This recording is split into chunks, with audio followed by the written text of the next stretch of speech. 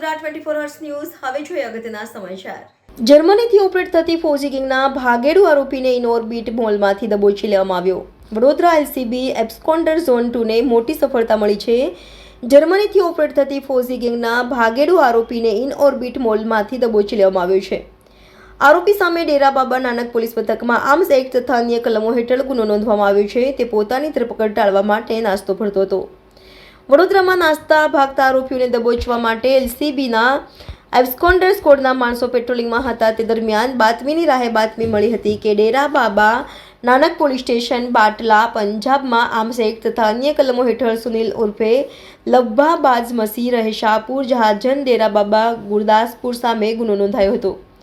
તે પોતાની ધરપકડ ટાળવા માટે નાસ્તો ફરતો હતો। તે વડોદરામાં હોવા અંગેની બાતમીને પગલે આધુનિક ટેકનોલોજીનો ઉપયોગ કરીને તેની શોધખોળ કરવામાં આવી હતી। આરોપી ઇનઓર્બિટ મોલમાં હાજર હોવાનું પુષ્ટિ થતાં ટીમ સ્થળ પર પહોંચી હતી અને ઘનિષ્ઠ તપાસ હાથ ધરી હતી, જેમાં સિક્યોરિટી જવાનના ડ્રેસમાં સજ્જ સુનિલ ઉર્ફે લબ્બાબાજ મસી રહે શાહપુર જહાજન ડેરા બાબા ગુરદાસપુર મળી આવ્યો હતો।